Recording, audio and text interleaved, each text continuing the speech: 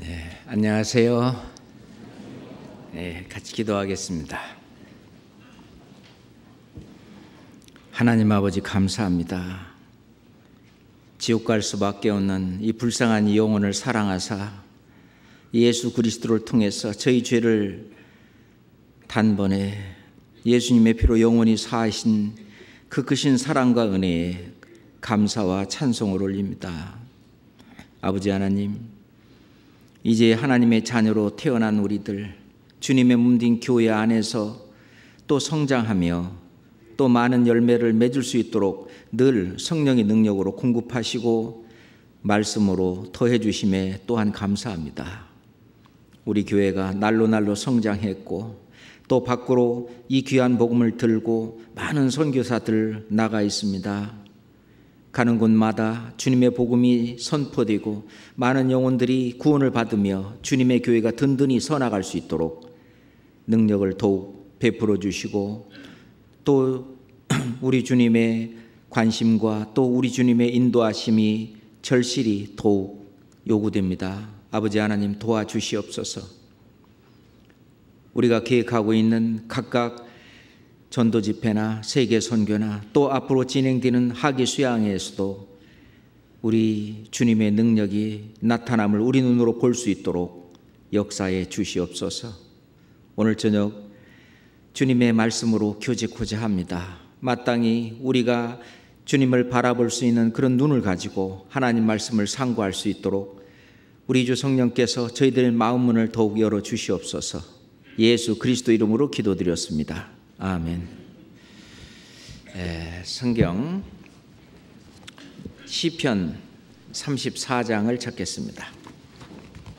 시편 34장 9절로 11절까지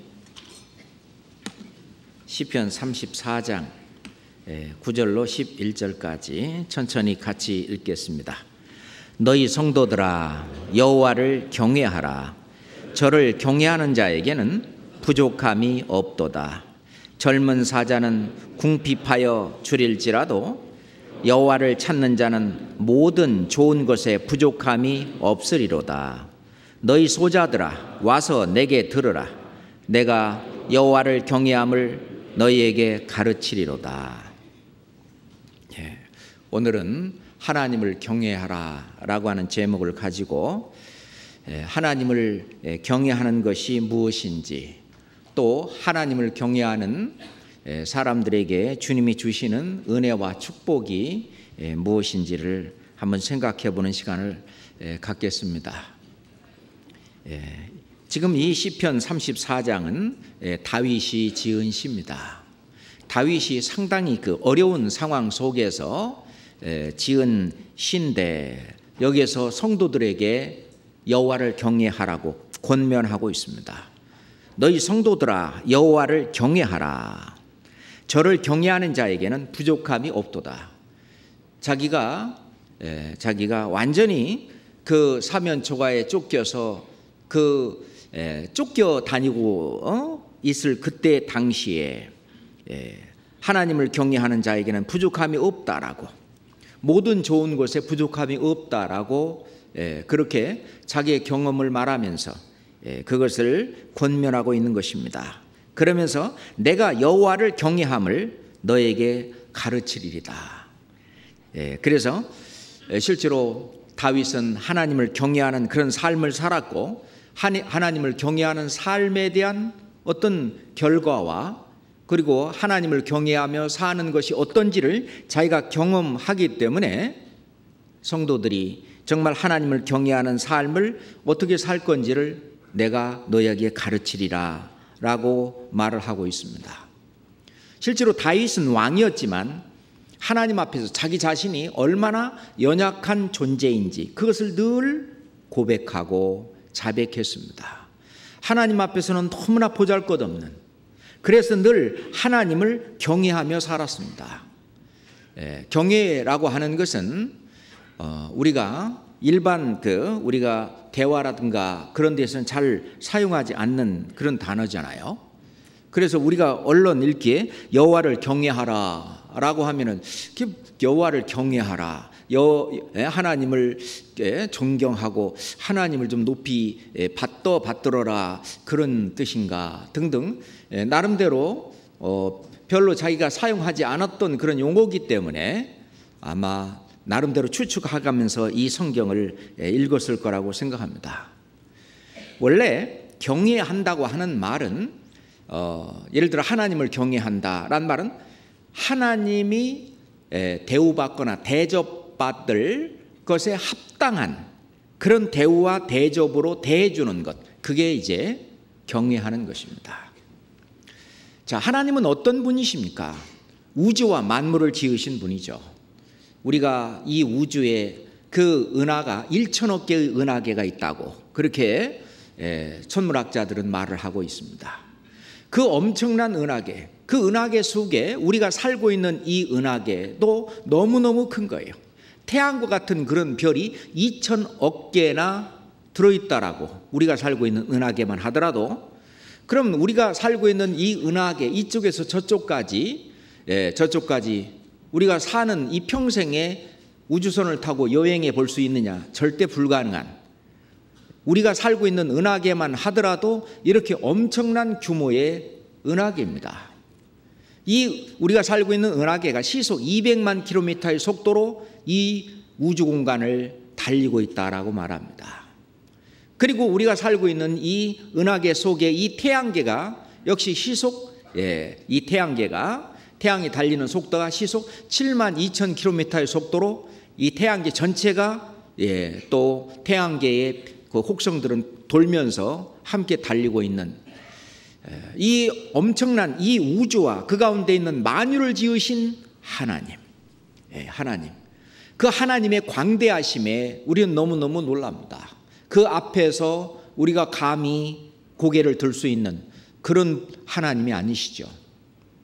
하나님은 거룩하신 분입니다. 너무너무 거룩하신 분이기 때문에, 너무나 거룩하시고 의로우신 분이기 때문에 회전하는 그림자도 없다. 하나님 그분은 우리가 가까이 가지 못할 빛에 거하시다.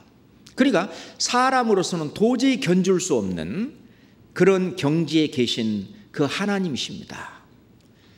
크기를 보나 어떤 하나님의 그 본질을 보나 그 하나님의 또 사랑은 또 너무나 무궁무진해서 사람이 아무리 어떤 사랑이 깊고 넓고 크다 할지라도 하나님의 사랑과는 비길 수가 없죠. 너무나 거룩하시고 너무나 사랑과 영광과 그 은혜와 그 모든 것이 충만하신 그 하나님, 그 하나님을 우리가 그분답게 모시고 그분답게 대접하고 그분답게 여겨드리는 그것이 경외하는 것입니다. 하나님을 경외하라란 말은 하나님을 사람처럼 여기는 것이 아니고 하나님을 우스꽝스러운 어떤 유머의 어떤 소재로 쓰는 것이 아니라 정말 하나님은 하나님이십니다. 그렇죠? 경외라고 하는 한자 말을 썼지만 이 경자는 공경할 경자에다가 외자는 두려워할 외자란 뜻입니다. 그러니까 경외란 말을 한자 말로 그대로 해석한다면 공경하고 두려워한다는 뜻입니다. 하나님을 경외하라란 말은 하나님을 공경하고 두려워하라라고 말씀하십니다. 그렇죠. 하나님은 두려운 존재입니다. 구원받지 못한 그런 사람들은 정말 예수님이 말씀하신 것처럼 몸을 죽이고 또한 그 영혼까지 지옥에 던져넣는 권세 있는 그를 두려워하라. 내가 참으로 말하는 그를 두려워하라. 실제로 하나님의 사랑과 은혜를 깨닫지 않고 그대로 계속 대적하거나 하나님의 은혜의 복음을 배척하고 다른 복음을 받아들이는 그런 분들, 나중에 정말 하나님이 너무너무 두려운 분인가 하는 것을 이제 죽음 건너가면 금방 우리가 피부로 느낄 것입니다. 뿐만 아니라 구원받은 우리들도 하나님이 그런 너무 크시고 너무 거룩하시고 우리와 견줄 수 없는 그 하나님을 내 안에 모시고 또 우리 교회의 머리로 우리 교회 안에 함께 계신 것을 모시고 알고 사는, 그것이 하나님을 경외하는 것입니다. 그걸 알고 있는 이 다윗은 어릴 때부터 하나님이 너무너무 크시고 하나님과 견줄 수 있는 다른 신이라든지 다른 존재는 없다는 걸 알고 있었습니다. 그렇기 때문에 늘 하나님을 의지하고 하나님을 의뢰하고 하나님을 믿고 하나님을 경외하고 하나님과 함께 늘 동행했던, 그래서 사자와 싸우고 곰과 싸우고 그 목동이었을 때 자체도, 그리고 과감하게 그 자기보다 훨씬 키가 큰 그 엄청난 그 골리앗 앞에 겨우 돌멩이 몇 개 갖고 나갈 수 있는 그 믿음을 가질 수 있는 것이 하나님을 경외하기 때문에 그렇습니다.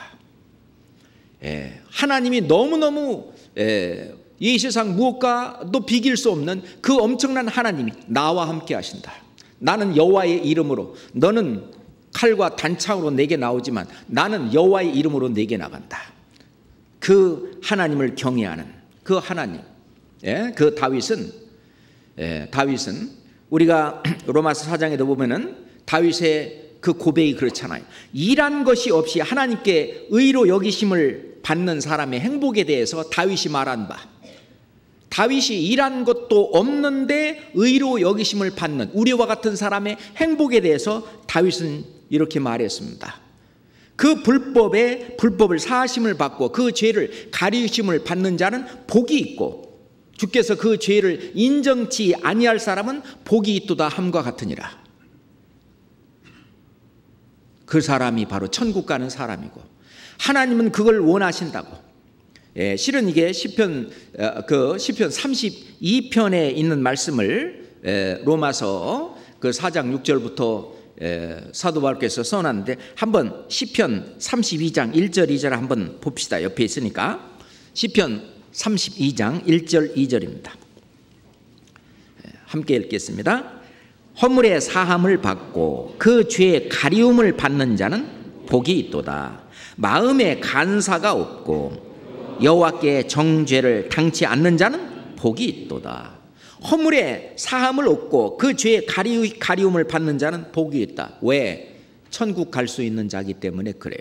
영생을 얻을 수 있는 자기 때문에 그렇습니다. 하나님과 같이 되는 자이기 때문에 그렇습니다. 그냥 어떤 육신적인 잠깐의 행복이 아니라 이것은 영원한 행복이고 영원한 축복이기 때문에 복이 있는 것입니다. 여호와께 정죄를 당치 않는 자, 이제 죄에 대한 심판이 없는, 이제 더 이상 심판이 없고 사망에서 생명으로 옮긴 정말 이 구원받은 자, 그 행복에 대해서 다윗이 이것을 말했던 다윗입니다. 이 다윗 왕은 여호와를 경외하는 자에게는 부족함이 없다라고 말씀하셨습니다. 그렇죠. 우리가 구원받은 이후로 살아가는데 주님 맞이할 때까지 사는데 우리는 숨 쉴 공기가 있고 마실 물도 있고 입을 옷도 있고 먹을 양식도 있고 또 일할 일터도 있고 또 교회 안에서 각기 행할 주님께서 맡겨주신 그 일도 있고 우리는 실은 부족함이 없습니다. 정말 여호와를 경외하는 자에게는 부족함이 없다라고 다윗은 말씀하고 계십니다. 그러니 다윗은 아주 얘기하기를 내가 여호와를 경외함을 너에게 가르치리로다. 어떻게 여호와를 경외하는지를 가르치겠다라고 말씀하십니다. 그런데 이게 언제냐? 그 시편 34장 그 위에 한번 써놓은 그 글자가 있죠. 뭐라고 썼어요? 다윗이 아비멜렉 앞에서 미친 채 하다가 쫓겨나서 지은 시다. 그죠? 왜냐하면은 죽음을 앞두고 완전히 사울과 그리고 그 사람들이 죽이려고 할 때에 쫓겨다닐 때 완전히 그 미친 척 하면서 쫓겨나면서 이 시를 쓴 겁니다. 정말 아주 자기 목숨이 위태로운 그런 순간 속에서 다윗은 하나님을 경외하고 하나님을 경외하는 자에게는 부족함이 없다. 그리고 이 모든 그 환난과 고난 가운데에서도 하나님이 건져줄 것을 알았습니다. 19절에 보면 의인은 고난이 많으나 여호와께서 그 모든 고난에서 건지시는도다. 전부 이것을 건져 주실 것을 다윗은 확신하고 있었고 역시 그걸 알고 있었습니다. 그러니까 담대한 믿음을 갖고 있을 수가 있지요. 이 경외라고 하는 것. 영어 사전에 찾아보면은 경외라는 그 말은 fear, 두려움 그런 말로 나옵니다. 또는 해서 AWE 해서 그래서 경외감 어떤 그거를 그 경외다라고 이렇게 사전에서는 말하고 있는데 실제로 그러면은 하나님을 경외를 누가 하나님을 경외하냐 이걸 잘 알아야 돼요. 우선 하나님을 두려워하지 않는 자들이 있죠. 누가 그랬습니까? 하나님을 모르는 자. 예전에 저도 하나님을 모를 때는 무슨 부족한 사람들이 신을 믿고 하나님을 믿는다고 그러지 세상에 뭘 다른 걸 믿어 내 주먹을 믿지 그런 사람 있잖아요. 그렇게 할 때 있었잖아요. 그거는 하나님을 모르는 자가 하나님에 대해서 두려움이 전혀 없죠. 그래서 로마서 3장에도 파멸과 고생이 그 길에 있어 평강의 길을 알지 못하였고 저희 눈앞에 하나님을 두려워함이 없느니라 함과 같으니라. 그러니까 파멸과 고생이 그 길이 있어 그 평강의 길을 알지 못하였고 저희 눈앞에 하나님을 두려워함이 없느니라 함과 같으니라. 하나님을 두려워하지 않아요. 하나님이 어디 있어? 하나님 있으면 보여줘봐. 이렇게 당당하게 말하시는 분들, 하나님을 모르기 때문에 하나님을 경외하기는커녕 하나님 앞에 하나님을 두려워하는 그런 경외감이 전혀 없죠. 그 다음에 하나님이 계시다는 건 알기는 아는데 구원받지 못한 자, 이건 진정으로 하나님을 경외할 수가 없습니다. 이건 뭐냐면 열심히 잘할 때는 어떻게 천당이든 천국이든 갈 것 같고 또 잘 못할 때는 못 갈 것 같고 또 마음 깊숙이 자기 안에 들어보면 확신이 없고 이런 사람들은 지옥에 대한 공포가 있습니다. 혹시나 난 지옥 갈지도 몰라. 나 죽어봐야 알아. 등등 그런 사람들은 지옥에 대한 공포와 두려움이 있습니다. 이건 하나님을 아는 사람 중에 그렇죠. 그거는 경외라고 말할 수 없죠. 그것은 공포라고 말할 수 있습니다. 그런 것이 순간에 삭삭 지나갑니다. 그렇지만 정말 하나님을 경외하는 분은 뭐냐? 하나님을 알고 우리가 영생은 유일하신 참 하나님과 그의 보내신 자 예수 그리스도를 아는 것이니이다. 유일하신 참 하나님을 제대로 올바로 알고 그리고 이제 하나님을 알게 되면 올바로 알게 되면 내가 어떤 사람이라는 것을 알게 돼요. 예수님을 만난 베드로는 주여 나를 떠나소서 저는 죄인으로서이다. 정말 주님을 알고 하나님을 아는 사람, 그 하나님을 올바로 알게 되면 자기 자신을 그대로 발견하게 됩니다. 하나님 그 앞에 내 자신의 모습이 투영되는 거예요. 하나님의 그 표준에는 도저히 이룰 수 없는, 하나님과 견줄 수 없고 비길 수 없는 너무나 부족하고 연약하고 죄 많고 그런 내 자신의 존재, 도저히 하나님이 계신 저 천국에는 갈 수 없는 그런 존재인 걸 깨닫게 되죠. 그렇기 때문에 자연히 정말 자비를 구하고 나를 불쌍히 여김을 구하고 저는 죄인으로서이다, 저를 불쌍히 여기옵소서, 그 마음으로 주님 앞에 나갔을 때 회개하고 돌아가는 거 아닙니까? 회개하고 복음을 믿으라. 예수 그리스도는 이 같은 죄인을 구원하러 오셨고, 그래서 영생은 하나님과 그의 보내신 자 예수 그리스도를 아는 것입니다. 예수 그리스도가 누구시고 예수 그리스도가 뭐하러 이 땅에 오셨는지 그걸 알 때 나하고 이게 접목이 돼서 나를 구원하러 오셨구나, 나를 저 천국에 데려고 가려고 오셨구나, 나를 주님처럼 그렇게 나중에 그렇게 변케 하시려고 오셨구나, 그 그로 인해서 그 복음을 깨닫고, 그잖아요. 내 자신이 하나님 앞에 어떤 사람인지를 알고, 그 크신 하나님, 도저히 이 세상에 누가 나를 구원할 수 있으며 누가 나를 저 천국에 데리고 갈 수 있습니까? 오로지 주 예수 그리스도, 내가 곧 길이요 진리요 생명이니 나로 말미암지 않고는 아버지께로 올 자가 없느니라. 아버지가 계신 곳이 천국이죠. 나로 말미암지 않고는 천국으로 올 자가 없느니라. 하나님 나라에 들어갈 자가 없느니라. 같은 얘기입니다. 그 예수님을 아는 것, 그것이 바로 영생이잖아요. 그런데 그 하나님, 그 예수님이 너무너무 크시고 너무너무 거룩하시고, 그러니 구원받은 사람은 드디어 그분을 알기 때문에 이제 하나님을, 예수님을, 그리스도를 경외할 수가 있는 것입니다. 진정으로 경외할 수가 있는 거예요. 우리가 막 구원을 받았을 때는 하나님이 어떤 분이신지 아직 희미하게 압니다. 구원받고 이제 신앙생활을 해가면서 성경을 많이 알면 알수록 하나님이 점점 커지고 내 자신이 너무너무 점점 작아지는 것입니다. 우리가 예를 들어서 저 멀리 산이 있다. 그럼 저 산이 작잖아요. 그 산에 가까이 가면 가까이 갈수록 산은 점점 커지고 내 자신은 너무너무 작아집니다. 하나님 앞에 더욱 가까이 가면 가까이 갈수록 하나님은 점점 커지고 내 자신은 더욱 작아집니다. 그래서 사도 바울은 처음에는 모든 사도 중에 가장 내가 작은 자라라고 말씀하시다가 나중에는 이 교회의 모든 성도 중에 지극히 작은 자보다 더 작은 나라고, 하나님이 너무너무 크시고 하나님을 경외하는 그 마음이 너무너무 큰 거예요.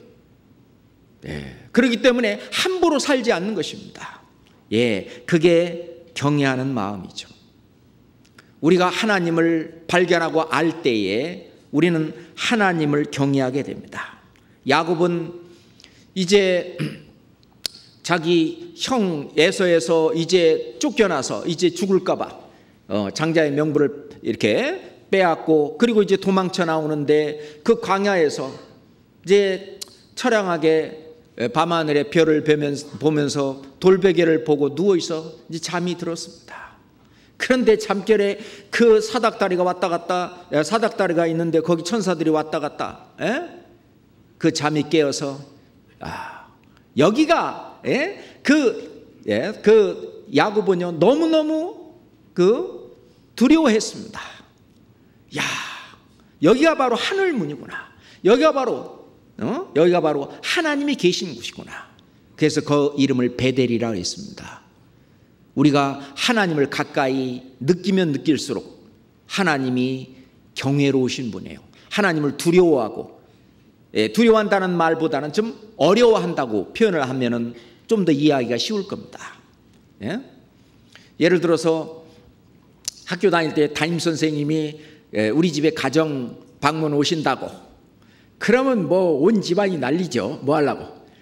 청소부터 하고 이제 온 집안 식구들이 왜? 좀 어려운 손님이 오신다 그 말입니다. 어렵다 그 말이죠. 뭐 어려운 분이 온다고 그런다면 우리가 그렇게 하는 것처럼 하나님은 그와 비길 데가 없죠. 물론 뭐 어렵기만 하는 것은 아닙니다. 하나님은 너무 자상하시고 모든 것을 다 아시고 지켜주시고 하는 그런 분이기도 하지만 하나님 자신으로서는 너무너무 크신 그 하나님을 하나님만큼 알아들여야 우리는 신앙생활을 올바로 할 수 있습니다. 그 하나님을 야곱은 보았습니다. 모세도 떨기나무 가운데에서 모세를 부르는 하나님을 배웠습니다. 모세야, 모세야, 네가 있는 곳에 신을 벗어라. 네가 있는 곳은 거룩한 곳이다. 하나님. 모세는 두려워서 떨었습니다. 도저히 그 하나님의 말씀을 거역할 수 없는 너무 어려운 말씀이기 때문에 그 말씀에 대해서 뭐 어떤 다른 말을 할 수도 없고 그 말씀대로 순종할 수밖에 없는, 그 말씀 그대로 들을 수밖에 없는, 그게 경외하는 것입니다. 경외하는 거죠. 도저히 그 말을 말대답할 수도 없고 변개할 수도 없고 그런 상태. 베드로도 아까 얘기한 대로 그 바닷가에서 예수님을 만나고 나서 예수님이 깊은 데에 가서 그물을 던지라. 엄청나게 물고기를 잡았습니다. 와, 이분이 바로 메시아구나. 금방 깨달았습니다. 주여 나를 떠나소서 나는 죄인이로소이다. 두려운 거예요. 그 경외하는 그 마음. 그렇습니다.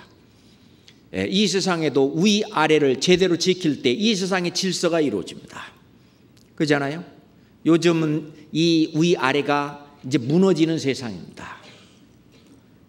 그렇기 때문에 질서가 깨지고 이제 무질서가 오고 혼란이 오고 이제 이런 세상이 점점 가게 되는 겁니다. 정말 하나님이 정해 놓으신 이 질서 가운데 하나님을 경외하는 것, 이거는 정말 중요합니다. 우리가 하나님을 경외하지 않고 신앙생활을 한다, 이건 불가능한 일입니다. 자기 마음대로 자기 생각대로 신앙생활을 하는 것이죠. 실제로 하나님을 경외하고 하나님을 경외하는 것 이코르 올바른 신앙생활, 그렇게 해도 그 말은 맞는 것입니다. 그래서 하나님을 경외하는 삶이 가장 잘 신앙생활하는 거죠. 쉽게 말해서 하나님을 경외하는 삶을 사는 생활이 인생에서 가장 잘 사는 것입니다. 뭐 돈 많고 뭐 좋은 집에서 좋은 차 타고 다니는 그게 잘 사는 것이 아니라 하나님을 경외하며 인생을 사는 사람이 이 세상에서 가장 잘 사는 사람이죠. 예. 자, 그러면 이 경외라고 하는 성경적으로 경외라는 것이 무슨 뜻이냐? 성경에서 경외라는 말이 제일 먼저 나오는 것이 창세기 22장입니다. 찾아보겠습니다. 창세기 22장입니다.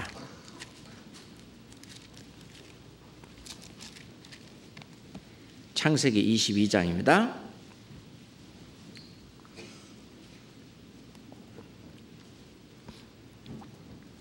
12절부터 13절까지, 창세기 22장 12절부터 13절까지 천천히 같이 읽겠습니다. 사자가 가라사대 그 아이에게 네 손을 대지 말라, 아무 일도 그에게 하지 말라. 네가 네 아들 네 독자라도 내게 아끼지 아니하였으니 내가 이제야 네가 하나님을 경외하는 줄 아노라. 하나님께서는 아브라함을 시험하시려고 네 아들 네 사랑하는 독자 이삭을 데리고 모리아 땅으로 가서 거기서 번제로 드리라고 말합니다. 그런데 이 하나님을 경외하는 그 아브라함은 그거에 대해서 아무런 토도 달지 않았습니다. 그것은 너무나 거룩하시고 너무나 광대하신, 너무나 거역할 수 없는 그 말씀인 걸 알고 그대로 순종하는 겁니다. 그래서 경외라고 하는 것은 나는 이해가 안 되지만 그것은 거룩하신 하나님의 말씀이고 너무나 광대하신 하나님의 말씀이 결코 나에게 해를 끼친다든지 나에게 뭐를 주려고 하는 것이 아니라 오히려 더 큰 축복과 더 큰 은혜를 주시려고 우리가 이해하지도 못하는 어떤 그런 일을 한다든지 버린다 할지라도 그대로 순종하는, 그걸 경외라고 말하는 겁니다. 그잖아요. 그 100세에 얻은 그 아들 이삭, 정말 아브라함은요 이 세상 모든 것하고도 바꿀 수 없는, 심지어는 자기 목숨과하고도 바꿀 수 없는 가장 소중한 존재입니다. 근데 그 아들 이삭을 아예 번제로 잡아 바치라니. 아니 하나님, 얼마 전까지만 해도 내 씨로 이 이삭으로 말미암아 완전히 그 바다의 모래 알같이 그렇게 그 후손의 그 수가 많게 해주신다고 약속하셨는데, 아니 번제로 드리면은 우리 아들을 이렇게 피 흘려 번제로 드린다면 그거 어떻게 됩니까? 그 따지지 않았어요. 뭘 생각을 했느냐? 그렇게 한다 할지라도 전지전능하신 하나님께서 다시 살려내서 이삭을 통해서 그렇게 될 걸 믿었다라고 히브리서에 그렇게 설명하고 계십니다. 그 믿음 보세요. 얼마나 하나님을 경외하면 그렇겠어요. 성경 히브리서 봅시다. 히브리서 11장입니다. 히브리서 11장 18절 19절입니다. 17절부터 19절까지 천천히 같이 읽을까요? 아브라함은 시험을 받을 때 믿음으로 이삭을 드렸으니 저는 약속을 받은 자로 돼 그 독생자를 드렸느니라. 저에게 이미 말씀하시기를 네 자손이라 칭할 자는 이삭으로 말미암으니라 하셨으니 저가 하나님이 능히 죽은 자 가운데에서 다시 살리실 줄로 생각한지라. 비유컨대 죽은 자 가운데에서 도로 받은 것이니라. 아브라함이 얼마나 하나님을 경외하는지, 이 경외라고 하는 단어가 이때 제일 먼저 나옵니다. 경외란 그럼 무슨 뜻이냐? 우리 인간의 생각으로 이해되지 않지만은 하나님의 말씀은 그냥 무조건적으로 순종하는, 그것을 경외다, 그렇게 말할 수 있습니다. 그리고 또한 경외라는 말은, 자, 욥기 1장 찾겠습니다. 시편 앞에 욥기죠. 욥기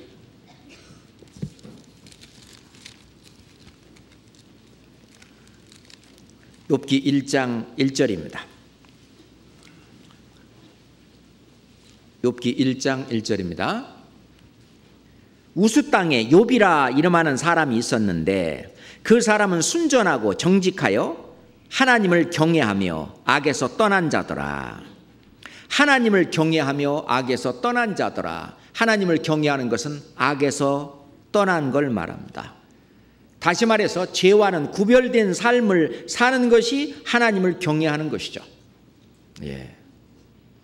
예를 들어서 며느리가 집에 시아버지를 모시고 산다, 그렇잖아요. 그 어려운 시아버지를 모시고 산다. 그러면 시아버지가 하는 말에 대해서 뭐 말대꾸 한다든가 그렇게 안 하고 시아버지의 어떤 뜻을 받들어 시아버지 뜻대로 해드리려고 하잖아요. 그렇잖아요. 부모를 공경하는 건데 그것도 경외하는 것입니다. 경외하는 것이죠. 하나님 말씀 그대로 내가 하나님을 모시고 살고, 그러면은 하나님이 다 보시고 계시는데, 거룩하신 하나님이 내 안에 계시는데 내가 이 몸을 가지고 죄를 짓겠느냐 하는 얘기입니다. 하나님을 경외하는 것은 결국 이 몸 안에 누가 계셔요? 너희 몸은 하나님께로부터 받은 바 성령의 전인 줄을 알지 못하느냐? 너의 몸은 우리 주 성령 예수 그리스도의 영, 우리 주님이 계시는 이 집이다 그 말입니다. 그러니까 성령이 계시기 때문에, 성령을 모시기 때문에, 그 성령을 경외하기 때문에, 하나님을 경외하기 때문에 악에서 떠난 것이다.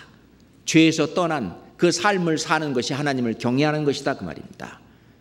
영어로는 holy life, 거룩한 생활이다. holy, 거룩한 이란 말은 성결한, 구별된 그런 삶을 사는 것이죠. 구별된 삶을 사는 것은 도덕적인 죄에서 떠나는 것뿐만 아니라 다른 사람들이 안 하는 것을 하고 다른 사람들이 하는 걸 안 하는 거죠.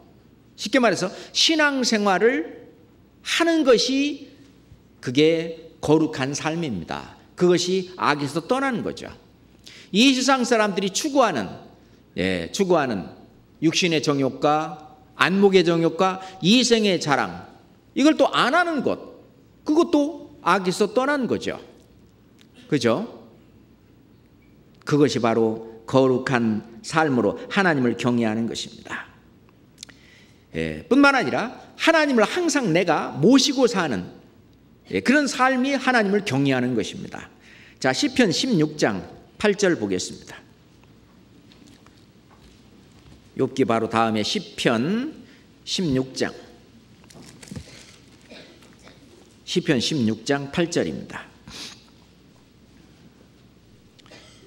시편 16장 8절입니다. 같이 읽을까요? 내가 여호와를 항상 내 앞에 모심이여 그가 내 우편에 계심으로 내가 요동치 아니하리로다. 예, 내가 여호와를 항상 내 앞에 모심이여, 하나님을 내가 모시고 사는 겁니다. 이 다윗은 항상 하나님을 모시고 살았다. 이게 경외하는 삶입니다. 예, 하나님을 모시고 사는 삶을 어떻게 사는지 내가 이 성도들에게 가르치겠다라고 다윗은 말하고 있죠. 그가 내 우편에 항상 계심으로 내가 요동치 아니하리로다. 그러니까 함부로 딴짓하거나 함부로 죄 짓는 일을 한다든지 함부로 하나님이 원치 않거나 하나님이 기뻐하지 않는 그런 일들을 하지 않는다는 겁니다. 하나님을 근심되게 하지 않고 요동치 않고 하나님을 기쁘시게 하고 하나님의 뜻을 좇아 사는 삶을 살도록 요동치 않게 사는 삶을 사는 겁니다. 그렇기 때문에 늘 자기의 삶이 근신하는 거죠. 두렵고 떨리는 겁니다. 그죠? 두렵고 떨리는 거. 함부로 그냥 거둥하거나 함부로 말을 한다든가 함부로 행동하지 않는 삶을 사는 거죠. 예. 그래서 구원받은 이후의 삶을 하나님을 모시고 사는 삶. 그래서 우리가 하나님의 성품을 닮아가는 그런 삶을 사는데, 왜냐하면 하나님이 나를 하나님의 성품으로 나를 계속 이끌어 가셔요. 그죠? 나를 끌고 가시는 거예요. 그것이 성품의 구원. 우리는 일명 생활의 구원 이렇게 말하는데 신학 용어로는 성화라고 말합니다. 그러니까 성화의 구원이죠. sanctification 그렇게 말하는데요. 성화의 구원. 이 구원받아서 예수님이 성령이 내 안에 들어와 계시면은 이제는 두렵고 떨림으로 이 성품의 구원, 생활의 구원을 이루어 가라고 사도 바울은 그렇게 말하는 것입니다. 자, 빌립보서 2장 12절 봅시다. 빌립보서 2장 12절입니다.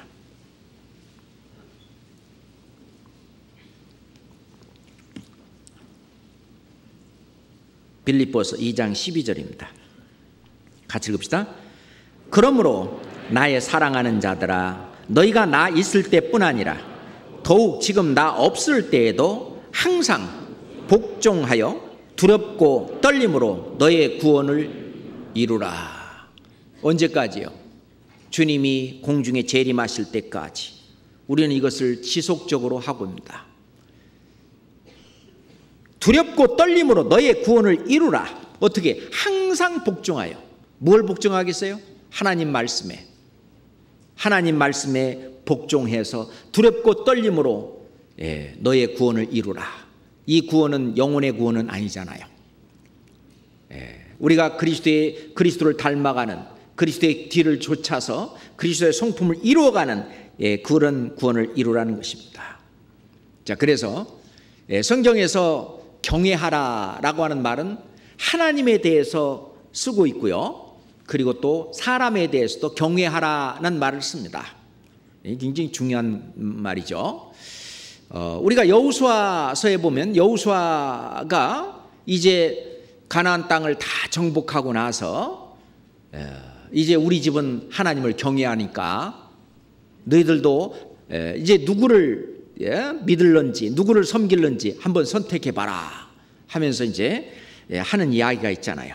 성경 여호수아 24장입니다. 성경 여호수아 24장 14절 보겠습니다. 여호수아 24장 14절입니다. 같이 읽을까요? 그러므로 이제는 여호와를 경외하며 성실과 진정으로 그를 섬길 것이라. 너희 열조가 강 저편과 애굽에서 섬기던 신들을 제해버리고 여호와만 섬기라. 하나님을 섬기는 삶을 살아야 됩니다. 이제는 여호와를 경외하며 성실과 진정으로 그를 섬길 것이라. 하나님을 섬기는 삶을 살아야 됩니다. 그것이 여호와를 경외하며 라고 말하죠. 하나님을 경외하는 삶, 항상 두렵고 떨림으로, 그리고 하나님답게 하나님을 내 안에 모시고 하나님의 뜻에 맞추어 내가 살아가는, 복종 순종하고 살아가는 그 여호와를 경외하는 삶. 그래서 하나님을 경외하라 라고 말하고, 또 윗사람을 공경하라. 윗사람 중에 이제 부모님이 계시죠. 그래서 레위기서 19장 그냥 찾아만 보겠습니다. 레위기서 19장 3절입니다. 레위기서 19장 3절에도 보면은 너희 각 사람은 부모를 경외하고, 경외하고 나의 안식일을 지키라. 나는 너희 하나님 여호와니라.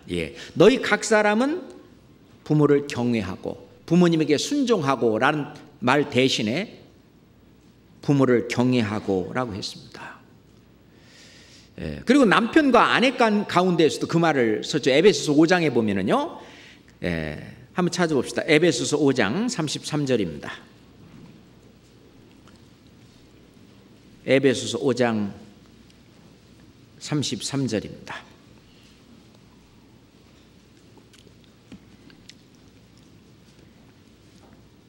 그러나 너희도 각각 자기의 아내 사랑하기를 자기같이 하고, 요거는 이제 남편한테 하신 말씀이고요. 아내도 그 남편을 경외하라. 그거는 이제 아내한테 주신 말씀인데, 아내도 그 남편을 경외하라. 그 앞에서는 순종하라, 순복하라, 복종하라 라고 하는 그런 단어를 쓰시다가 이번에는 그 남편을 경외하라 라고 말하고 있습니다. 순종이 안 되면 뭐 하라 그러죠? 복종하라 그러죠. 복종이 안 되면 뭐 하면 돼요? 경외하면 됩니다. 점점 더 어렵죠?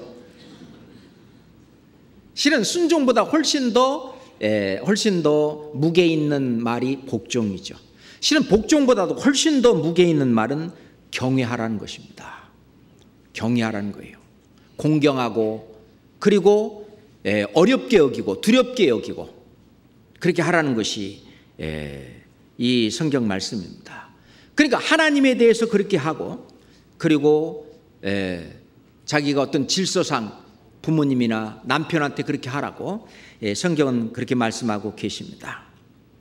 원래 하나님은 경외하는 것이 무엇인지 그걸 알려주기 위해서 신의 산에서 율법이 주어질 때 하나님은 영광 가운데서 나타났습니다.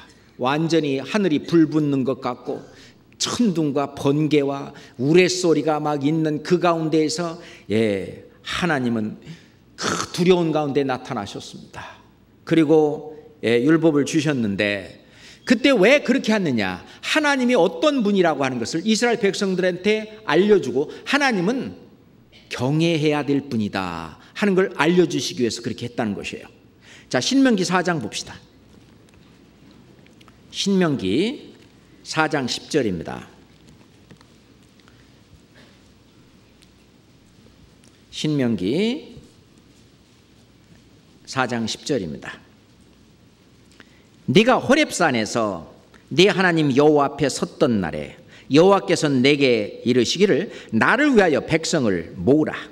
내가 그들에게 내 말을 들려서 그들로 세상에 사는 날 동안 나 경외함을 배우게 하며 그 자녀에게 가르치려 하라 하노라 하심에, 자 보세요. 왜 그렇게 했느냐? 네가 호렙산에서 네 하나님 여호와 앞에 섰던 날에 여호와께서 내게 이르시기를 나를 위하여 백성을 모으라. 내가 그들에게 내 말을 들려서 그들로 사는 날 동안 나 경외함을 배우게 하며 그 자녀에게 가르치게 하려 하노라. 하나님을 경외하게 하기 위해서, 경외가 뭔지를 가르쳐 주시기 위해서 하나님이 어떤 분이신가를 그렇게 나타나신 겁니다. 우리가 잠언을 읽다 보면은 지혜의 근본이 바로 뭐 하는 거라고요? 여호와를 경외하는 것이 지혜의 근본이다. 여호와를 경외하는 것이 지식의 근본이다. 그 말씀 많이 읽으시죠? 그렇습니다. 지식과 지혜의 근본은 하나님을 경외하는 것입니다.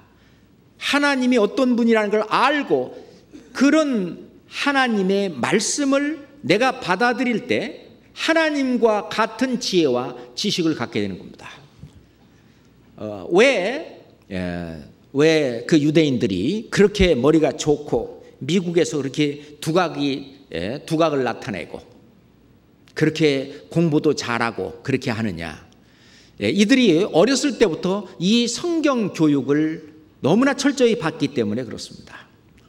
이 성경을 공부할 때는 어떤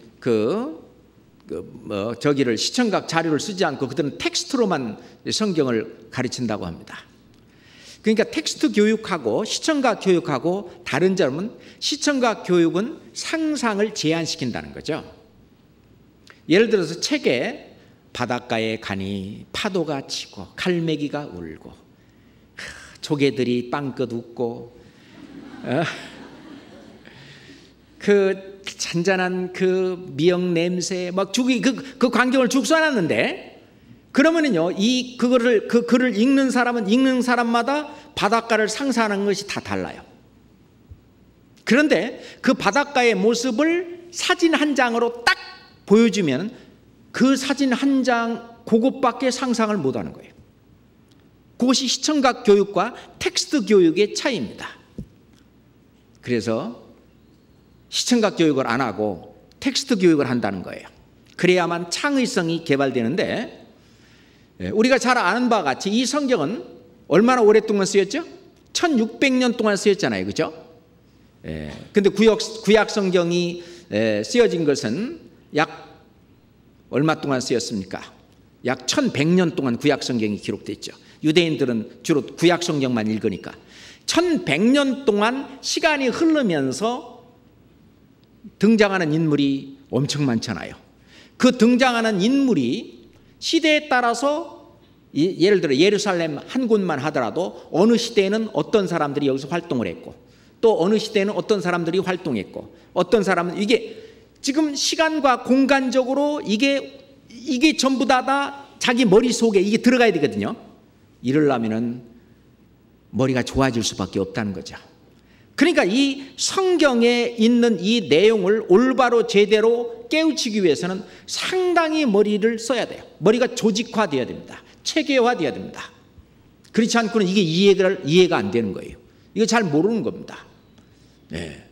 여기 성경에 보면 여호수아 하면은 우리가 여호수아서에 나오는 여호수아도 있지만은 대제사장 여호수아도 있고 그 보면은 이름도 같은 사람도 꽤 여럿 있고 이런 것들이 전부 다 이게 전부 이게 알려면은요 이 성경을 공부를 하면은 이 성경은 어려운데 이 성경이 쉬워지고 그러면은 이 세상 어떤 학문이라든지 이 세상 어떤 학과는 쉬워지는 것입니다. 간단한 거예요. 예를 들어서 초등학교 다닐 때 그거 맨날 틀리고 했던 그 수학 그 산수 문제인데 중학교에 갔어요. 중학교에 가서 초등학교 4학년 때 산수책 이렇게 떠들어봐서 풀으면 어떻게 해요? 쉬워요. 그죠? 금방 풀죠? 쉬워요. 어려운 거를 하다가 쉬운 거를 하게 되면 엄청 쉬워버리는 거예요. 금방 하게 되는 거예요. 그래서 미국의 그 유대인들만 다니는 헵시바 고등학교 그런 데서는요 오전에는 종교 교육만 시킨답니다. 탈무드라든지 구약 성경이라든지 그런 것만 하고 오후에 이제 학과 공부를 시킨대요. 그런데도 그들이 SAT 시험을 보면은 그 고득점이 많이 나오고 그래서 유대인들이 하버드 대학 가면은 아니 그 우리 그 자료에 보면은요 그 예일대라든지 그런 하버드 대학인가 대학 가면은 25%가 유대인이고 30%가 유대인이고 다 이게 유명한 대학들이 그래도 그런다 그러잖아요. 그러니까 유대인들은 대부분 다 요즘 말하면 명문대 거의 대부분 다 다니는 거예요. 찌질이 공부하기 싫어하는 애 빼고는 대부분 그 어릴 때부터 이 성경 교육을 잘 배운 아이들은 이런 것이 쉬워지는 거예요. 쉬워지는 거예요. 그런데 그러면서 그 큰 그 하나님의 그 하나님을 알고 하나님을 경외하고 또 하나님의 말씀을 이렇게 배워나가는 거, 이게 실은 정말 중요한 것입니다. 그것이 지식과 지혜의 근본이다 라고 말할 수 있어요.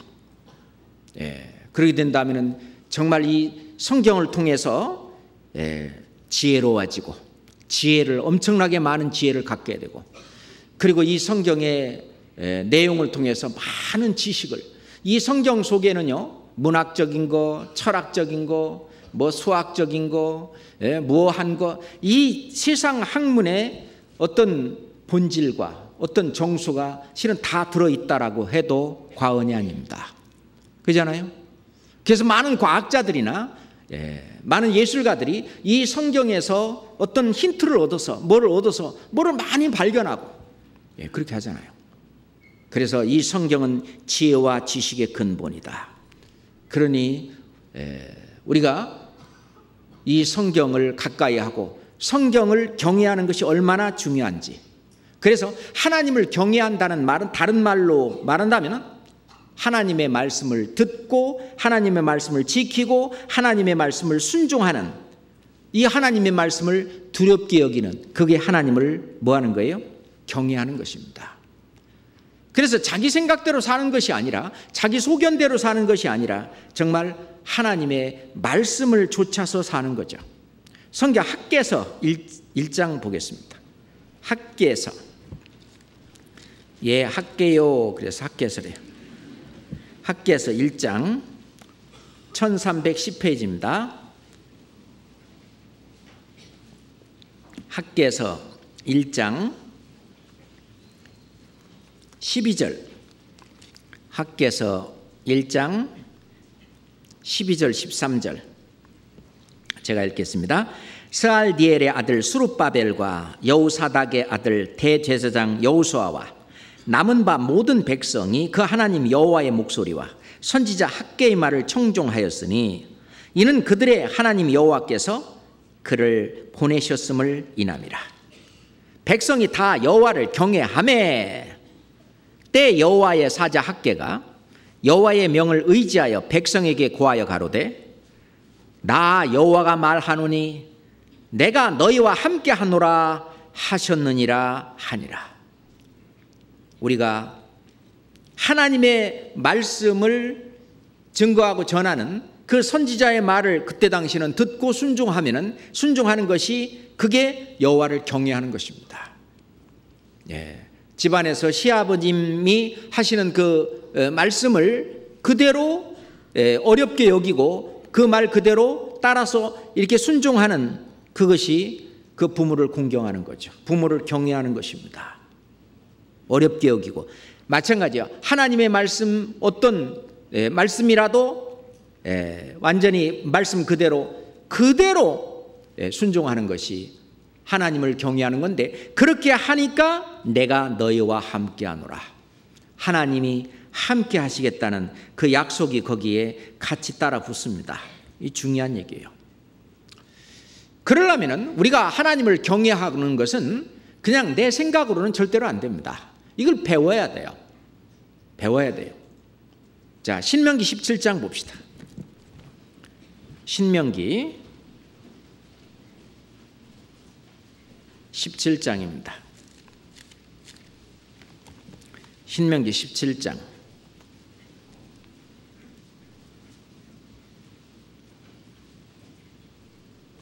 19절, 신명기 17장 19절 같이 읽겠습니다. 평생에 자기 옆에 두고 읽어서 그 하나님 여호와 경외하기를 배우며 이 율법의 모든 말과 이 규례를 지켜 행할 것이라. 평생에 자기 옆에 두고 읽어서 그 하나님 여호와 경외하기를 배우며, 읽게 되면은 하나님의 이 말씀을 평생 계속 읽게 되면은 하나님 여호와 경외하기가 배워집니다. 배워져요. 그러면은 이 율법의 모든 말과 이 규례를 지켜 행할 것이라. 그 말씀이 나를 인도하시고 그 말씀이 나를 움직이셔서 내가 그 말씀을 지키게 해주셔요. 그렇기 때문에 이 말씀을 듣고 읽고 그리고 묵상하고 그 말씀을 자꾸 생각하는 것이 묵상하는 거죠. 묵상하고 그 말씀에서 깨달은 그런 것을 새기고요. 그 다음에 말씀을 암송하고 그게 마음판에 새기는 걸 우리가 말씀을 암송하는 것이다 라고 말합니다. 그러니까 말씀을 많이 암송할수록 하나님의 말씀을 내 마음판에 많이 새기는 거죠. 그 말씀 생활하는 그것은 뭐냐? 그 하나님 여호와 경외하기를 배우는 그런 일입니다. 정말 중요한 일이에요. 그런다면 하나님을 경외하는 사람들에게 어떠한 축복이 주어질까요? 하나님을 경외하는 사람들에게 주어지는 축복이 이 세상에서도 역시 축복이 있다는 것입니다. 그 축복 중에 하나, 우선 이 하나님을 경외하는 사람의 그 영혼을 지옥의 그 권세에서 건져낸다는 것입니다. 자, 시편 101장 보겠습니다. 103장 보겠습니다. 시편 103장. 시편 103장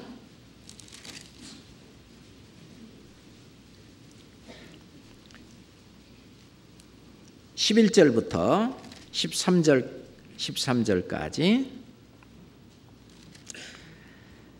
시편 103장입니다.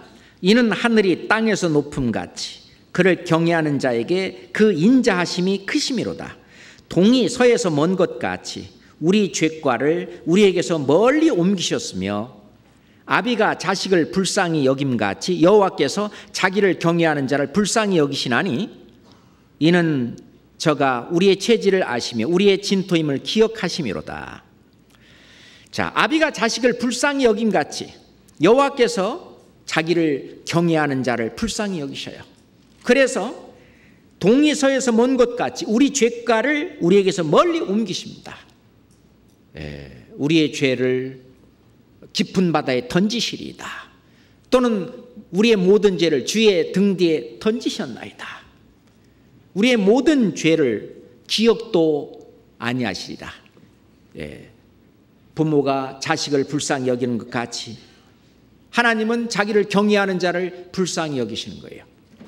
그러면서 하나님을 경외하는 자는 계속 말씀을 읽어가면서 묵상하면서 하나님이 나를 얼마만큼 불쌍히 여기시고 나를 어떻게 구원했는지 나를 얼마나 사랑했는지 이거를 계속 일깨워 주십니다. 계속 일깨워 주셔요.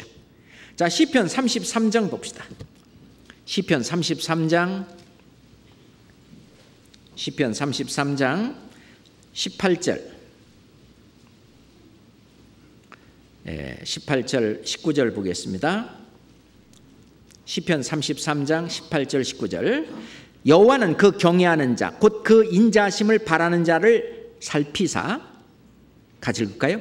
저희 영혼을 사망에서 건지시며 저희를 기근 시에 살게 하시는도다. 여기는요, 영혼을 사망에서 건지시는, 영혼을 구원하시는 것도 말씀하시고, 그리고 우리 생활 가운데에서 여호와를 경외하는 자는 절대 굶어 죽게 하지는 않겠다는 것이죠. 기근 시에 살게 하시는도다. 우리 천부께서 우리가 무엇을 먹어야 할지 무엇을 입어야 할지 다 아시느니라. 그렇습니다. 하나님을 경외하는 자는 실은 이 금생에서도 축복이 있다고 하는 것입니다. 애굽의 이스라엘 백성들이 거기에서 노예로 있을 때 이제 이스라엘 사람들이 많아지니까 아이를 낳으면 남자는 전부 다 산파들한테 아이들을 그 남자 아이들은 전부 죽이라고 그랬습니다. 그런데 이 히브리 산파예요. 히브리 산파니까 하나님을 믿는 히브리 산파들이 꾀를 냈습니다. 왜 안 없앴냐 그랬더니 아이고 우리 히브리 여인들은 강해가지고 우리가 당도하기 전에 벌써 다 나았다고 그렇게 이제 둘러댔지요. 자, 출애굽기 1장 한번 봅시다. 출애굽기 1장 봅시다. 출애굽기 1장 15절부터 21절까지 15절부터 21절까지 제가 읽겠습니다. 애굽 왕이 히브리 산파 십부라라 하는 자와 부하라 하는 자에게 일러 가로되 너희는 히브리 여인을 위하여 조산할 때에 살펴서 남자여든 죽이고 여자여든 그는 살게 두라. 그러나 산파들이 하나님을 두려워하여 애굽 왕의 명을 어기고 남자를 살린지라. 애굽 왕이 산파를 불러서 그들에게 이르되 너희가 어찌 이같이 하여 남자를 살렸느냐. 산파가 바로에게 대답하되 히브리 여인은 애굽 여인과 같지 아니하고 건강하여 산파가 그들에게 이르기 전에 해산하였더이다 하매 하나님이 그 산파들에게 은혜를 베푸시느니라. 백성은 생육이 번성하고 심히 강대하며 산파는 하나님을 경외하였으므로 하나님이 그들의 집을 왕성케 하신지라. 그 히브리 산파들은 하나님을 경외했습니다.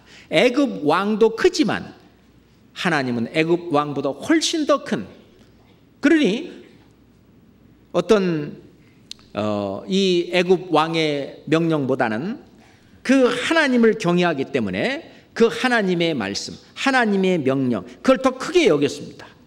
그래서 하나님의 뜻대로 그렇게 산 거죠. 그래서 하나님께서 그들의 집을 왕성케 하신지라. 실제로 우리가 하나님의 말씀에 순종하고 하나님의 말씀대로 하면 이 세상에서는 이 히브리 산파는 잘못하면은 바로 왕한테 죽을 수도 있잖아요. 그 죽음을 무릅쓰고 하나님을 경외하는 그런 삶을 살았을 때 오히려 반전이죠. 오히려 하나님은 그 히브리 산파 그 집을 어떻게 했어요? 완전히 축복하고 그 집을 왕성케 그렇게 하셨어요. 그래서 아까 우리가 시편 34장 9절 10절을 읽을 때 여호와를 경외하는 자에게는 부족함이 없으리로다. 그렇습니다. 부족함이 없어요. 그래서 하나님이 이 금생에서도 모든 것을 다 채워주신다 하는 것입니다. 그 잠언 22장 4절에도 겸손과 여호와를 경외함의 보응은 재물과 영광과 그리고 생명이니라. 그러니까 여호와를 경외하는 것에 대한 보응은 하나님이 재물로 채워주시고 영광과 생명으로 더 채워주신다는 것입니다. 뿐만 아니라 하나님을 경외하며 사는 사람은 오래 산대요. 찾아봅시다. 잠언 10장. 오래 사는 거 좋아하시죠? 잠언 10장. 잠언 10장 27절입니다. 잠언 10장 27절입니다.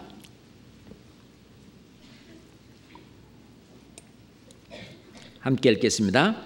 여호와를 경외하면 장수하느니라. 그러나 악인의 연세는 짧아지느니라. 여호와를 경외하면 장수하느니라. 하나님이 축복에 의해서 그럴 수도 있고 또 여호와를 경외하는 삶을 살면은 이 세상 그냥 죄악 가운데 사는 사람들보다 훨씬 더 건실하게 살잖아요. 여호와를 경외하면은 장수하느니라. 그러니까 이 금생에서도 하나님의 어떤 축복과 은혜가 있다고 하는 것입니다. 하나님을 경외하는 자에게는.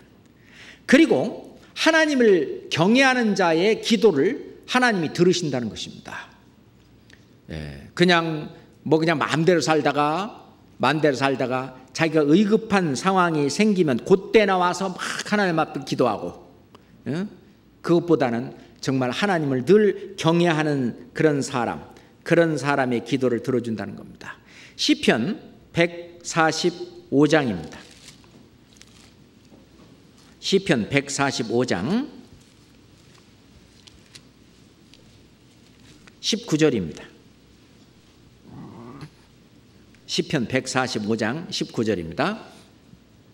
저는 자기를 경외하는 자의 소원을 이루시며 또 저희 부르짖음을 들으사 구원하시리로다. 저는 자기를 경외하는 자의 소원을 이루시며. 그렇습니다. 우리는 하나님을 경외하는 자입니다. 우리가 하나님을 경외할 때에 그 하나님을 경외하는 자의 소원을 하나님은 이루십니다. 자, 우리가 부르짖으면 하나님이 응답하십니다. 어떤 상황 속에서도 건져내시고 도와주십니다. 이건 하나님이 우리에게 주신 큰 약속입니다. 예수님도 육체에 계실 때에 하나님을 경외함으로 눈물과 간구와 소원을 올렸다. 그래서 하나님께서 그걸 받으셨다라고 히브리서 5장 9절에 보면은 실은 우리가 기도할 때도 하나님을 경외하는, 그래서 야고보서에 보면은 의인의 간구는 역사하는 힘이 많으니라. 이 의인의 간구란 말은 하나님을 경외하는 자의 간구겠죠. 그죠?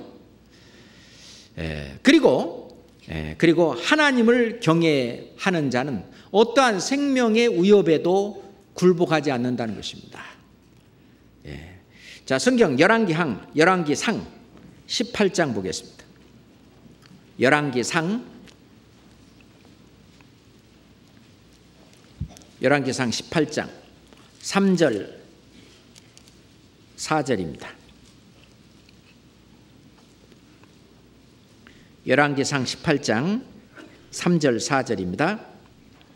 아합이 국내 대신 오바댜를 불렀으니 이 오바댜는 크게 여호와를 경외하는 자라. 이세벨이 여호와의 선지자들을 멸할 때에 오바댜가 선지자 100인을 가져 50인씩 굴에 숨기고 떡과 물을 먹였었더라. 아합이 국내 대신 오바댜, 이 오바댜는 하나님의 숨은 일꾼이었습니다. 그냥 이 세상에서는 그냥 자기 직장이죠. 거기서 일을 하는 그런 사람이지만은 실제로 하나님의 일을 했어요. 실제로 여호와를 너무너무 경외했습니다. 만약에 아합 왕이나 이세벨한테 이게 적발이 된다면은 자기 목숨까지도 자기 가족 모든 것이 다 위태로운 그런 상황이지만, 여기서 성경은 말씀하시기를 이 오바댜는 크게 여호와를 경외하는 자라. 작게가 아니고 뭐예요? 크게 여호와를 경외하는 자라. 그래서 어떤 생명의 위협에도 굴하지 않고 그렇게 했습니다. 우리 다니엘의 세 친구가 있죠. 사드락, 메삭, 아벳노고. 그들은 근심상에 절하라고 하는 그것을 거절했습니다. 하나님을 경외했죠. 하나님이 더 크시고 하나님에게 경배하는 것이 마땅한 것이라 여기고 결코 우상에게 절하지 않았습니다. 그죠? 죽음을 무릅쓰고 아마 죽는 어떤 일을 할 때도 하나님이 거기서 건져줄 거라고.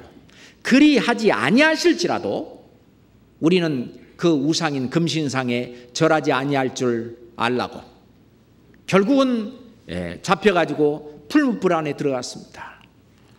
그죠? 풀무불이 얼마나 뜨겁든지 평소보다 7배나 더 뜨겁게 하라고 그랬죠. 그래서 그 세 사람을 잡고 풀무불에 넣으려고 했던 옆에 있는 사람도 다 타 죽었어요. 너무 뜨거워서. 그리고 풀무불 안에 던져졌습니다. 세 사람을 던졌는데 풀무불 안에 4사람이 왔다 갔다 하는 그 그림자가 보였습니다. 저기 누구냐? 하나님의 아들 같다. 예수 그리스도가 그 고난 가운데 함께 있었던 겁니다. 우리가 고난을 당할 때에 항상 주님이 함께 하신다는 것도 우리한테 주는 아주 놀라운 그런 교훈입니다. 그 생명의 위협에도 굴하지 않고 정말 하나님을 경외하는 자. 그렇죠. 다니엘은 어인이 찍힌 걸 알고도 어떻게 했습니까? 예루살렘을 향해서 하루 3번씩 창문을 열고 기도했습니다. 발각되었습니다.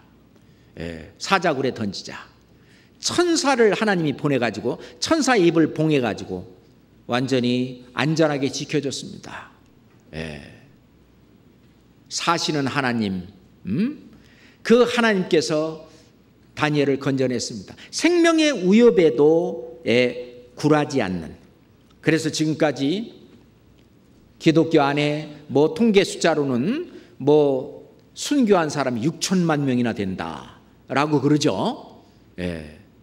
그들은 생명의 위협에도 굴하지 않고 그렇잖아요.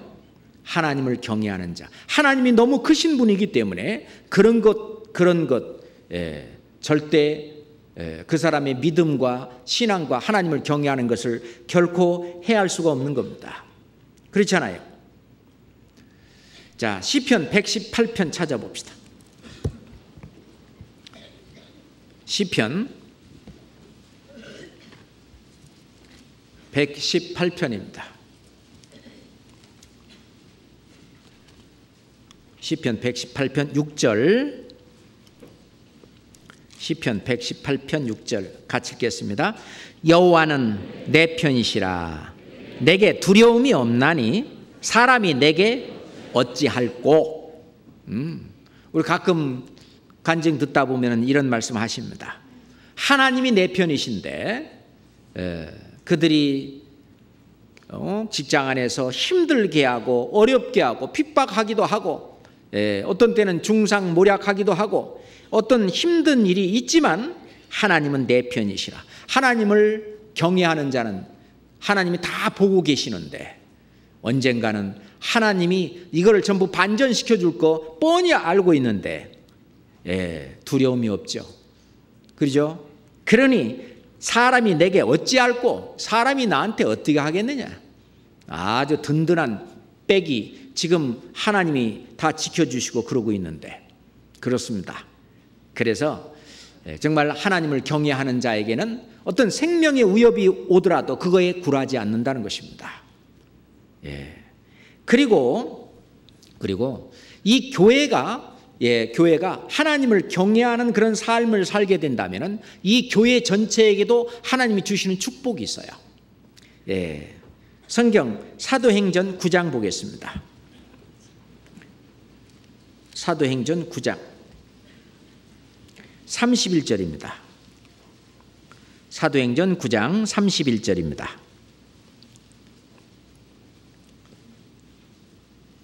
사도행전 9장 31절 천천히 같이 읽읍시다. 그리하여 온 유대와 갈릴리와 사마리아 교회가 평안하여 든든히 서가고 주를 경외함과 성령의 위로로 진행하여 수가 더 많아지느니라. 그리하여 온 유대와 갈릴리와 사마리아 교회가 평안하여 든든히 서가고 주를 경외함과 이 교회가 주님을 경외하는 거예요. 우리 교회 안에서도 정말 하나님을 경외하는 많은 분들, 그러니 뭐 사람 뭐라고 하는 것이 아니라 완전히 주님을 경외함으로 어떤 교회 안에서 봉사를 하고 교회 안에서 헌신하시고 그리고 헌금하시고 헌물하시고 봉사하시고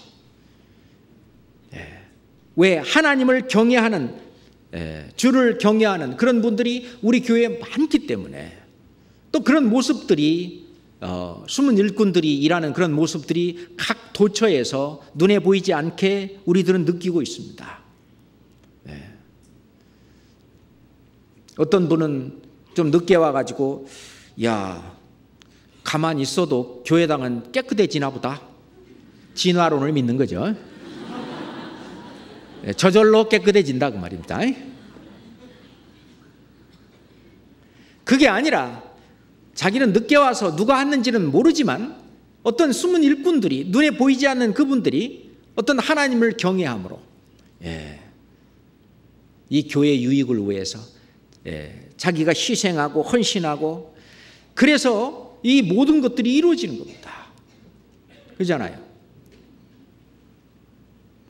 그렇게 주님을 경외하는 그런 형제자매들이 많으면 많을수록 성령의 위로로 진행하여 성령께서 위로하시고 또 성령이 함께 진행하시고 이 하나님이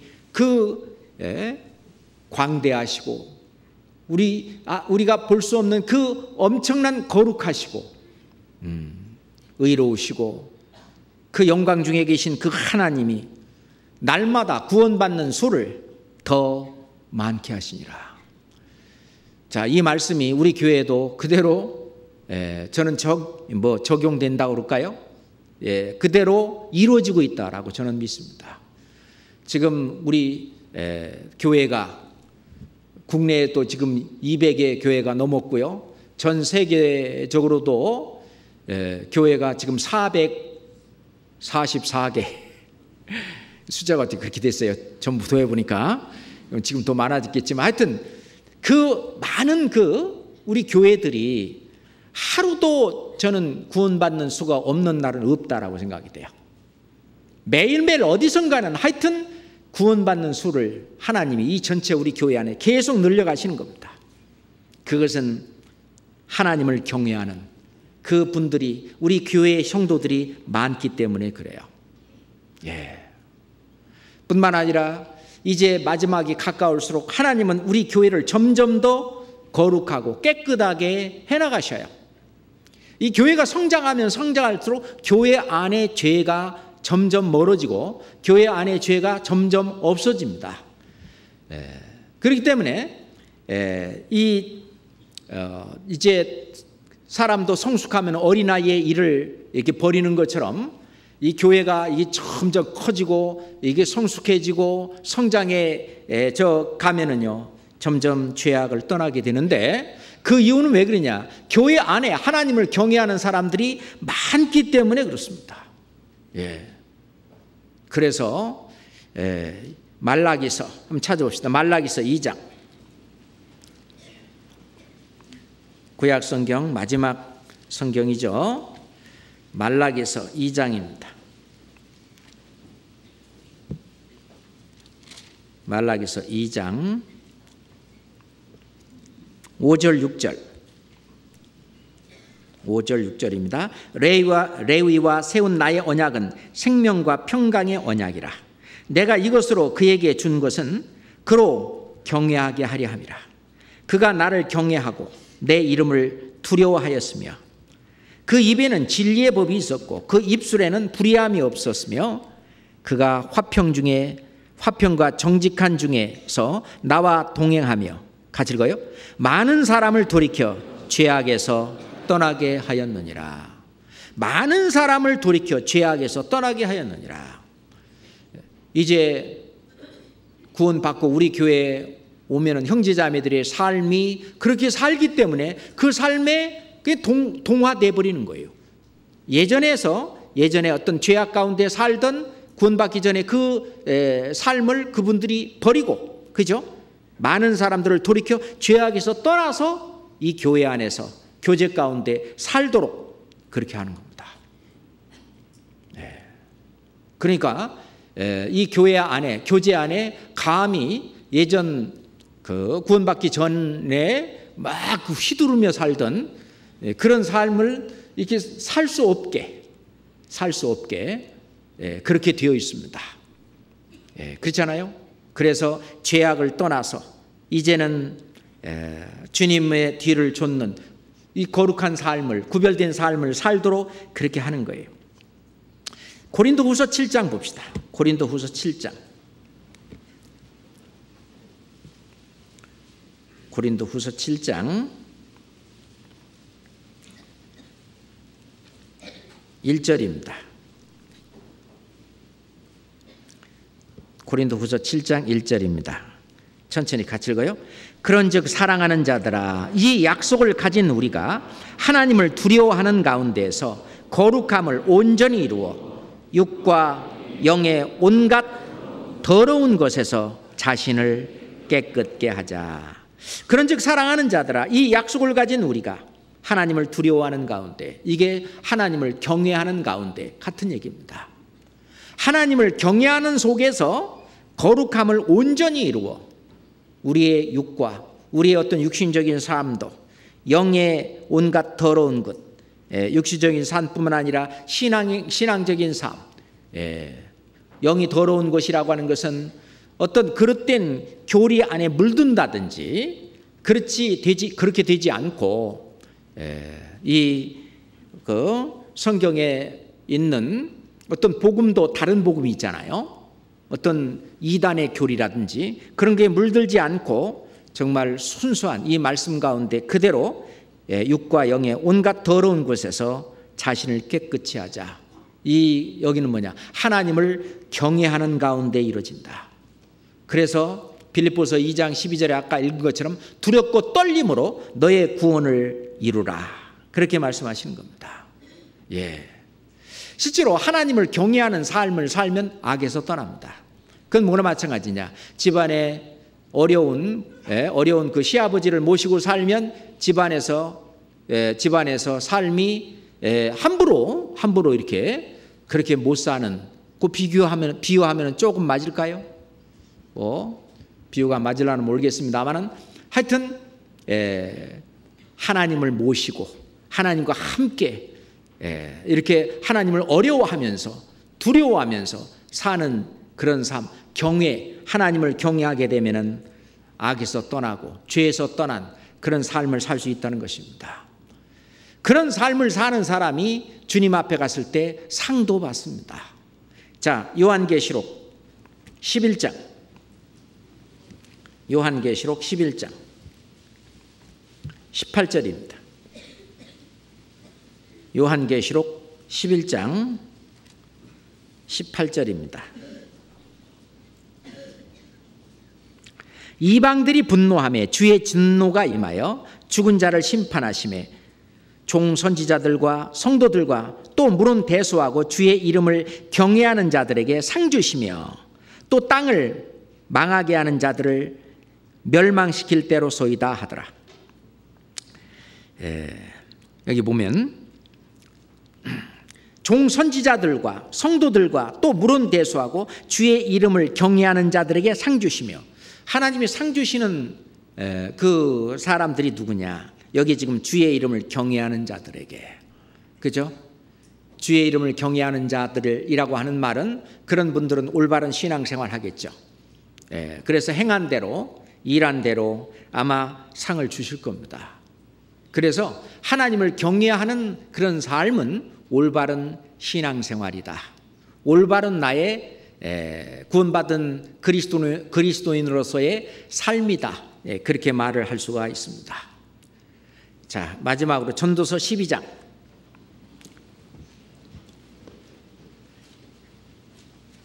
전도서 12장 13절 14절 읽겠습니다. 전도서 12장 13절 14절 함께 읽겠습니다. 이래 결국을 다 들었으니 하나님을 경외하고 그 명령을 지킬지어다. 이것이 사람의 본분이니라. 하나님은 모든 행위와 그 모든 은밀한 일을 선악간에 심판하시리라.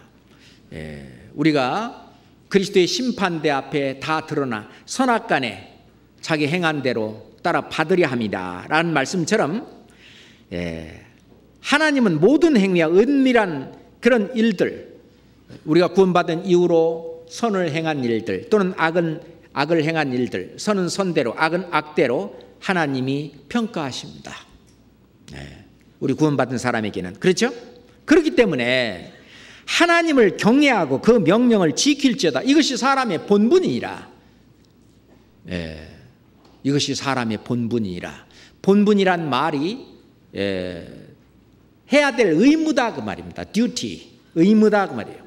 그래서 여기는 본분이란 말은 whole duty, 전체적인 의무다. 전체적으로 꼭 해야 되는 의무다. 그게 본분이란 뜻입니다. 그래서 하나님을 경외하고 그 명령을 지키는 것, 하나님의 말씀대로 순종하는, 이것이 그리스도인들이 마땅히 해야 될 의무라는 것입니다. 그래서 오늘은 하나님을 경외하는 삶에 대해서, 하나님을 경외하라라고 하는 제목을 가지고 같이 말씀을 상고했습니다. 기도하겠습니다. 살아계신 하나님 아버지, 감사합니다. 우리가 구원받았어도 하나님을 모르고 그저 자기 소견대로 살 때도 많습니다. 그렇지만 늘 우리가 근신하고 깨어서 하나님을 모시고 또 하나님의 합당한 대우를 하는, 하나님을 경외하는 그런 생활을 살 수 있도록 늘 일깨우시고 도와주시고 인도해 주시옵소서. 우리를 사랑하시는 예수 그리스도 이름으로 기도드렸습니다. 아멘. 찬송가